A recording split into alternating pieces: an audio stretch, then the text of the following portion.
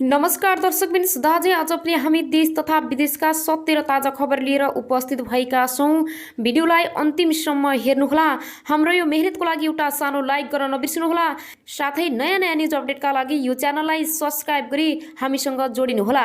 आउनुहोस् अब लागौँ पहिलो खबरतर्फ। अस्पताल समेतका लागि बहुउपयोगी भवन निर्माणलाई तीव्र दिँदै सेनाहरू।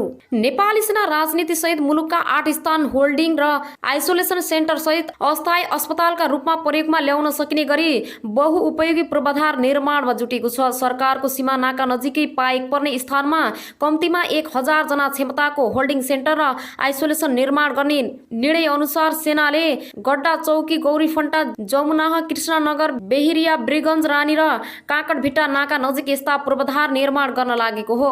काठमाडौँको हकमा भने सेनाले महाकाल स्थित त्रिचन्द्र मिलिट्री अस्पताल वा छाउनी स्थित वीरेन्द्र सैनिक अस्पताल कुनलाई प्रयोगमा ल्याउने भन्ने विषयमा छलफलमा रहेको प्रवक्ता सन्तोष बल्ब पौडेलले जानकारी दिए। यद्यपि सेनाले त्रिचन्द्र अस्पतालबाट करिब 80 जनालाई कोरोना उपचार सेवा उपलब्ध गराउन सकिने प्रारम्भिक अध्ययन गरिसकेको छ।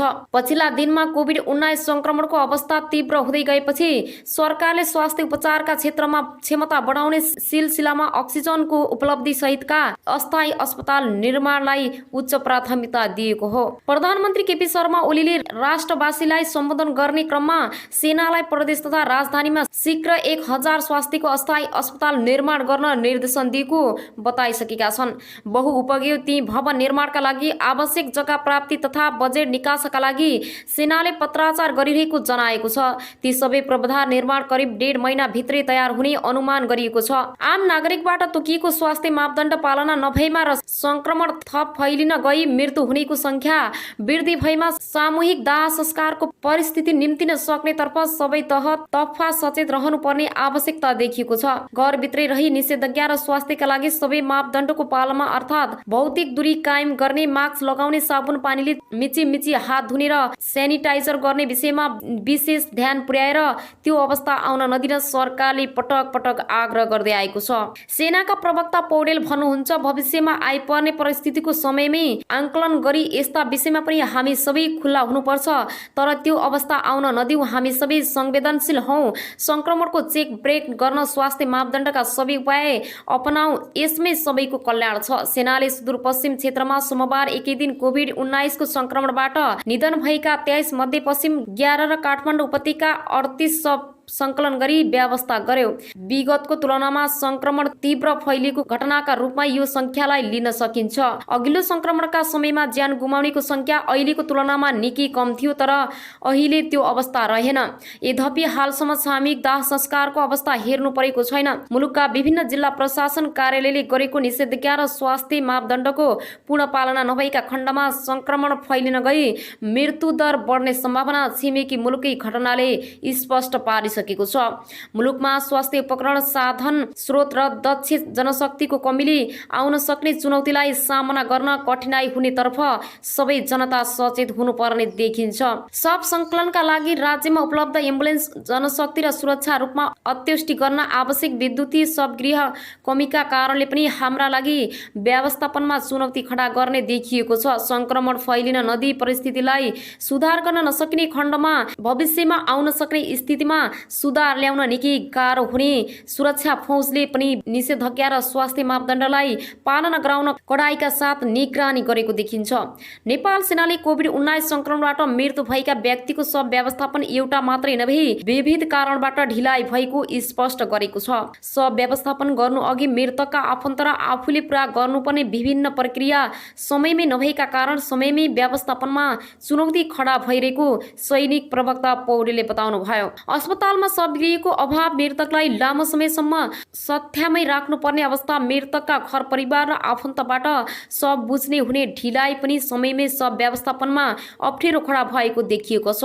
कतिपयका त आफन्त मुलुक बाहिर भएका कारण अस्पताल प्रशासनले उनीहरूको आग्रह पर्खनु पर्ने बाध्यता तथा निजी अस्पतालले उपचार खर्च भुक्तानी नपाएसम्म शव हस्तान्तरण नगर्ने एवं प्रमाणपत्र नदिने परिस्थितिले पनि शवको समयमै सद्दत गर्न कठिनाइ परेको भएको सेनाको भनाइ छ। व्यक्तित्व निधन हुन साथ निसंक्रमण गरी शवदाह गृहमा राख्नु पर्नेमा त्यो नगरी कतिपय अस्पतालले सत्यामै छाडेका कारण पनि नकारात्मक चर्चा गर्नेका लागि थप मलजल पुगेको छ। सरकारले कोभिड-19 संक्रमणबाट मृत्यु भएकाको अन्त्येष्टि व्यवस्थापनको जिम्मा सेनालाई दिएको छ।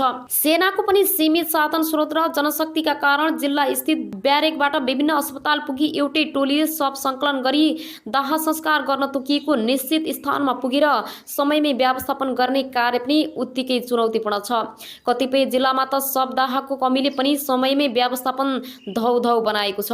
कोभिड-19 संकट व्यवस्थापन सञ्चालन केन्द्र CCMCC सँग प्रत्यक्ष सम्पर्क र समन्वयनमा रहेर सेनाले शव व्यवस्थापन गर्दै आएको छ।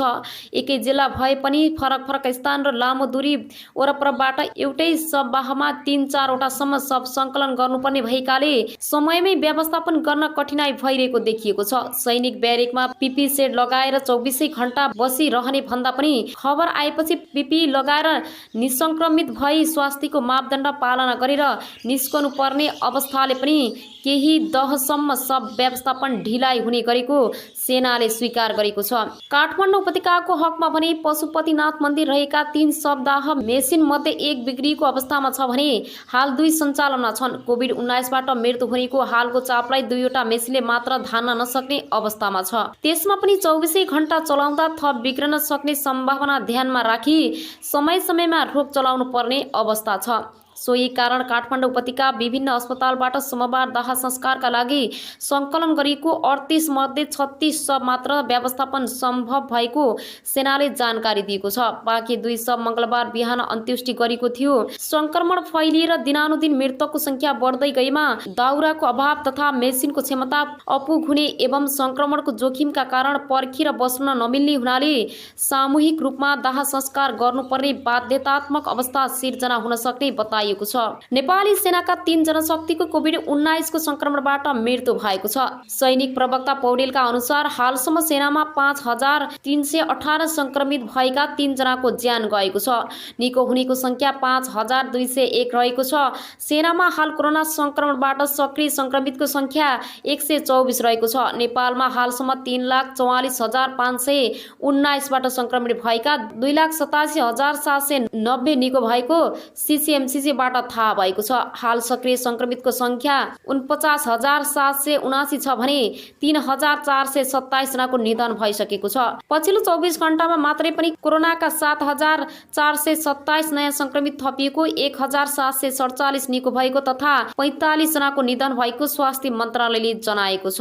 यसैगरी आउनुहोस् अब अर्को न्युजतर्फ लागौं। काठमाडौँ उपत्यकामा आजदेखि 1 साता निषेधाज्ञा थपिएको छ। 26 वैशाखदेखि 1 साताका लागि जानकारी दिएको निषेधाज्ञा आजबाट थप 1 साता लम्बाइएको हो। काठमाडौँका प्रमुख जिल्ला अधिकारी कालीप्रसाद पराजुलीले कोरोना संक्रमणको फैलाव रोक्न निषेधाज्ञा लम्बाइएको बताए। निषेधाज्ञालाई अघिल्ला दिनहरूको भन्दा कडा बनाउनु पर्ने निष्कर्षमा सरकारी अधिकारीहरू पुगेका छन्।